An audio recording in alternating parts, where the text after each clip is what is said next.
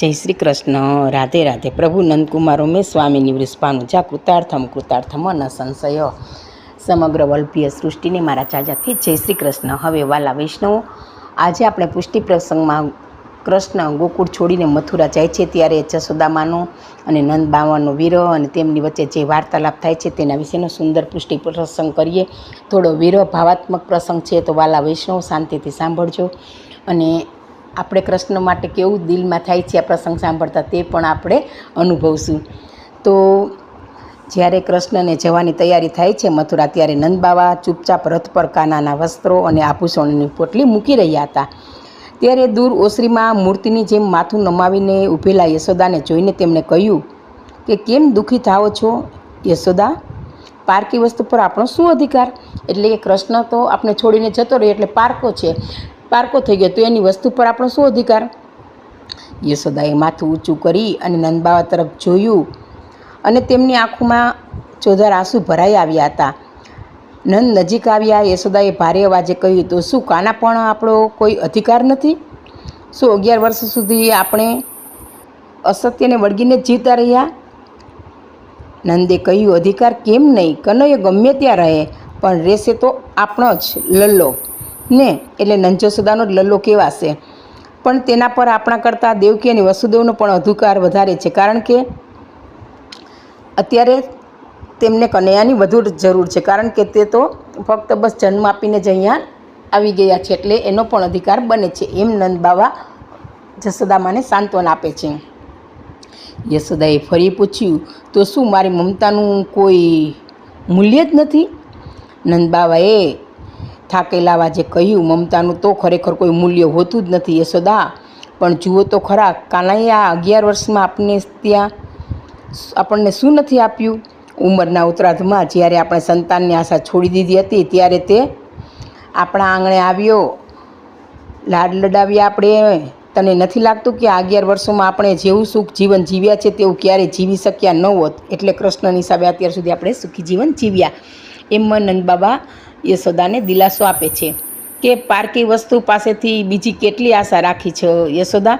એકને એક દિવસ તે તો પોતાની વસ્તુ માંગશે જ. એટલે આપણે કોઈ વસ્તુ કોઈ પાસે લાવ્યા હોય તો થોડા દિવસ રાખીએ તો એ લોકો માંગવા આવે છે, એટલે પારકી વસ્તુ પર આપણે વધારે આશા ન રાખીએ એમ કહે છે.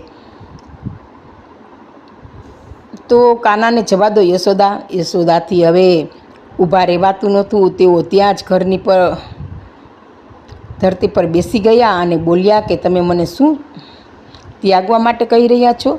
તે તમે નથી સમજી રહ્યા. નંદ બાબાની આંખો પણ ભીની થઈ ગઈ હતી. તેમણે હારેલા સ્વરે કહ્યું કે તમે દેવકીને શું આપી રહ્યા છો? તે મારાથી વધુ કોણ સમજી શકે યશોદા? આવનારા અસંખ્ય યુગોમાં કોઈની પાસે તમારા જેવું બીજું ઉદાહરણ નહીં હોય. આ જગત હંમેશા તમારા ત્યાગ સામે નતમસ્તકે રહેશે. યશોદા પાલવથી મોઢું ઢાંકીને ઘરમાં જવા લાગ્યા. ત્યારે નંદબાવાએ કહ્યું, હવે કનૈયાને તો મોકલી દો યશોદા, મોડું થઈ રહ્યું છે. યશોદાએ પાલવને મોઢા પર વધુ જોરથી દબાવ્યો અને અસ્પષ્ટ અવાજે કહ્યું, એકવાર તેને જમાડી તો લેવા દો, હવે તો એ જઈ રહ્યો છે, કોણ જાણે ફરી ક્યારે આવે? અને નંદ બાબા પણ મૌન થઈ ગયા. યશોદા માખણની આખી મટકી લઈને જ બેઠા હતા અને અત્યંત ભાવુક થઈને કનૈયા સામે એકીટસે જોતા તેમાંથી માખણ કાઢીને ખવડાવી રહ્યા હતા. કનૈયાએ પૂછ્યું કે એક વાત પૂછું મૈયા?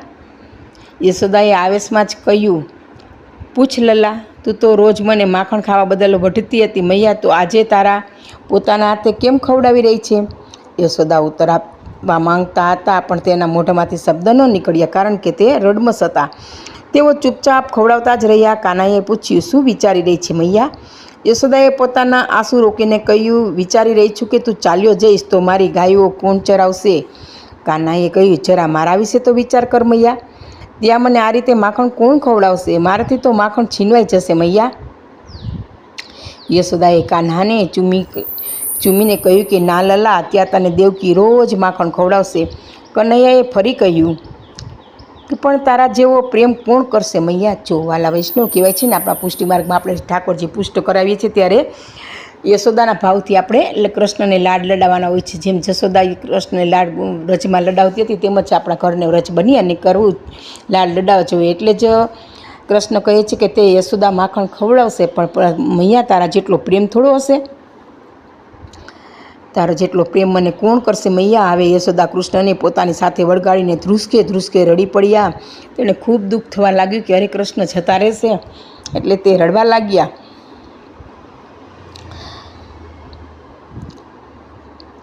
કે હવે યશોદા કૃષ્ણને પોતાની સાથે વળગાડી ધ્રુસકે ધ્રુસકે રડવા લાગ્યા અને મન જ મનમાં બોલ્યા કે યશોદા જેવો પ્રેમ તો ખરેખર કોઈ નહીં કરી શકે લલ્લા, પણ કદાચ આ પ્રેમનું આયુષ્ય આટલું જ હતું હશે. કૃષ્ણને રથ પર બેસાડીને અક્રૂર સાથે નંદબાવા ચાલ્યા ત્યારે યશોદાએ કહ્યું, જરા સાંભળો તો, તમને દેવકી તો મળશે ને, તેને કહી દેજો લલ્લો જરા તોફાની છે, પણ ક્યારેય તેને મારતી નહીં. નંદબાવાએ મોઢું ફેરવી લીધું. યશોદાએ ફરી કહ્યું કે જો કે મેં લલ્લાને ક્યારેય તણખલાથી પણ અટકાવ્યો નથી, હંમેશા હૃદય સરસો ચાપીને જ રાખ્યો છે. મારા લલ્લાનું જતન કરજો. એમ કરી યશોદા આંસુ સારવા લાગ્યા અને નંદબાવા પણ ધ્રુસકે ધ્રુસકે રડવા લાગ્યા અને અક્રૂરે રથ હાંકી મૂક્યો. યશોદાએ પાછળથી કહ્યું કે કહી દેજો લલ્લાને કે માખણ કેમ પ્રિય છે, તેને તાજું માખણ ખવડાવતી રહે. વાસી માખણમાં તો જીવાત પડી જાય છે, એટલે હંમેશા દેવકીને કહેજો કે લલ્લાને તાજું માખણ જ ખવડાવે. નંદબાવાની આંખો પણ ભરાઈ આવી. તેમણે ઘોડાને તેજ કર્યા. યશોદાએ જરા ઊંચા અવાજે ફરી કહ્યું, કહેજો કે મોટા કોળિયા તેના ગળે અટકી જાય છે, એટલે તેને નાના નાના કોળિયા જ ખવડાવે. નંદબાવાએ ઘોડાને જોરથી આંખો લગાવી રથ ધૂળ ઉડાડતો આગળ વધી ગયો. યશોદા તો ત્યાં જ જમીન પર બેસી ગયા અને ડૂસકા ભરતા ભરતા બોલ્યા, કૃષ્ણને પણ કહેજો કે મને યાદ કરે, યાદ રાખે. સામે પક્ષે રસમાં બેઠેલા શ્રી કૃષ્ણએ મનમાં જ કહ્યું કે તમને આ જગત હંમેશા યાદ રાખશે મૈયા.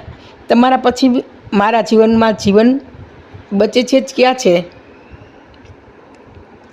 લીલાઓ તો વ્રજમાં જ છૂટી જશે, એટલે બધી લીલા અહીંયા જ મૂકીને હું જાઉં છું. એમ કરી કૃષ્ણ નંદ જશોદાની વિદાય લે છે. કહે છે, રાધે રાધે, જય શ્રી કૃષ્ણ, જય શ્રી રાધે કૃષ્ણ, મૈયા આવજો, ભૂલચૂક થયું હોય તો માફ કરજો. એમ કરી કૃષ્ણ નંદબાવા જશોદાને સાંત્વન આપે છે અને તેઓ ધ્રુસકે ધ્રુસકે રડતા ઘરની અંદર જતા રહે છે. તો વાલા વૈષ્ણવો, આ કરુણ એવો પુષ્ટિ પ્રસંગ મારો અહીંયા પૂરો થાય છે અને આ પ્રસંગ કહેવામાં ભૂલ રહી ગઈ હોય તો પુષ્ટિ રસનીદાસને ક્ષમા કરશો. જી સર્વે વાલા વૈષ્ણવ મારા જય શ્રી કૃષ્ણ.